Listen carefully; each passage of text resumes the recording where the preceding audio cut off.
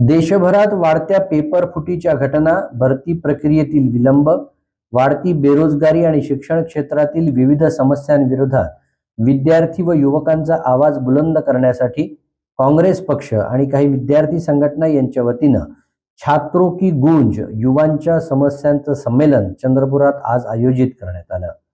जिल्ह्याच्या विविध भागातून विद्यार्थी, स्पर्धा परीक्षा देणारे उमेदवार, पालक आणि युवा वर्ग यात मोठ्या संख्येनं सहभागी झाला। स्थानिक मध्यवर्ती बँकेच्या सभागृहात आयोजित या संमेलनात विद्यार्थ्यांनी आपल्या व्यथा, समस्या आणि अपेक्षा थेट मांडल्या। NEET, UGC NET, MPSC, SSC, railway भरतीसह विविध स्पर्धा परीक्षांमधील पेपर फुटीच्या घटनांमुळे लाखो विद्यार्थ्यांचं भविष्य धोक्यात आलं असून अनेक वर्षांच्या मेहनतीवर पाणी फिरत असल्याची तीव्र भावना विद्यार्थ्यांनी व्यक्त केली। भरती प्रक्रियेतील दिरंगाई, निकाल जाहीर होण्यास होणारा विलंब आणि नियुक्ती प्रक्रियेतील अडथळ्यांमुळे युवकांमध्ये प्रचंड नाराजी असल्याचंही यावेळी अधोरेखित करण्यात आलं। संमेलनात सुरक्षित व पारदर्शक परीक्षा प्रणाली, पेपर फूट करणाऱ्यांवर कठोर कारवाई, वेळेत भरती प्रक्रिया पूर्ण करणं, गुणवत्तापूर्ण शिक्षण उपलब्ध करून देणं, रोजगाराच्या संधी वाढवणं तसंच विद्यार्थ्यांना प्रभावी करिअर मार्गदर्शन मिळावं यासाठी शासनानं तातडीनं ठोस पावलं उचलावीत अशी मागणी करण्यात आली। हा कार्यक्रम काँग्रेस प्रणित असला तरी पक्षाचं चिन्ह, नेत्यांचे फोटो यांचा वापर कटाक्षानं टाळण्यात आला। आम्ही त्रस्त विद्यार्थ्यांसाठी राजकारण विरहित एकत्र आलो आहोत असा संदेश देण्यासाठी हे केल्याची माहिती काँग्रेस नेत्यांनी दिली। तर त्रस्त परीक्षार्थ्यांनी सध्याच्या स्पर्धा परीक्षा आणि पात्रता परीक्षेत समाधानकारक बदल व्हावेत अशी भावना व्यक्त केली। बॅनरचा विषय नव्हता, कारण आम्हाला कुठेही पक्षाची नारेबाजी असतील किंवा पक्षाचा स्टंट या ठिकाणी करायचा नव्हता।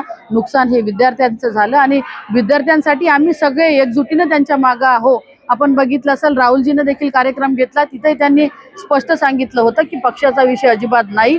ज्या विद्यार्थ्यांचं नुकसान झालं त्या विद्यार्थ्याच्या पाठीमागे आम्ही एक माणूस म्हणून, या देशाचे जागरूक नागरिक म्हणून सोबत आहोत, म्हणून पक्षाचा विषय आम्ही या ठिकाणी घेतला। About you, about the young people who are struggling to get a future, I will not say the words BJP, Congress, इतकंच आहे की एज्युकेशन सिस्टीम आपली इतकी छान व्हायला हवी, जिथे आपण इंडियाला एक डेमोक्रेटिक कंट्री म्हणतो, तिथे त्याच इंडियातले जे यूथ आहे त्यांना योग्य मार्गदर्शन आणि एज्युकेशन नाही मिळालं तर काय अर्थ आहे त्या डेमोक्रेटिक कंट्रीचा।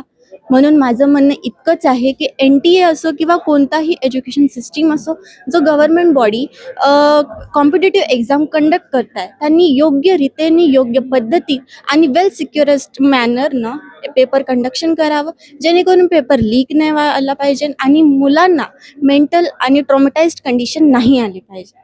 माझं म्हणणं फक्त इतकंच आहे। नीटचे पेपर आता झाले, याच्या पहिले त्यानंतर आपल्याला असं वाटलं की आपण त्या गोष्टीपासून मोकळे झालो, मीन्स आपण प्रिपेअर झालो आणि खाली झालो आणि आपण खूप खुश होतो की आपला पेपर झाला आणि खूप छान गेला। पण त्यानंतर असं आपल्याला ऐकण्यात आलं की पेपर लीक झालं, मीन्स कुठे ना कुठे फुटला पेपर। त्याच्यानंतर काय झालं, खूप तणाव, एक मेंटॅलिटी प्रेशर आलं की आता का होणार, आपला पेपर छान जाणार नीटवाला की कसं होणार। त्यामुळे घरच्यांना मी प्रेशर आलं की मुलीचं का होणार, कारण का काही मुली डिप्रेस होऊन गेले, याच्यामुळे निघू नाही शकले, त्याच्यामुळे काही अडचणी खूप घरी आल्या। आणि एकदा आपण शेतकरी फॅमिलीमधून, त्याच्यामुळे घरी अडचणी खूप जास्त असतात। त्यामुळे मी नीट आणि ते एक हार्ड लेवलचा पेपर झाले, जे की आपण ॲडव्हान्स बी म्हणू शकतो त्याला, कारण का हा पेपर नव्हता, हा अलग प्रकारचाच पेपर होता। जे सिलेबस तर होतं तोच, बट खूप हार्ड लेवलचा आपण असं म्हणू शकतो।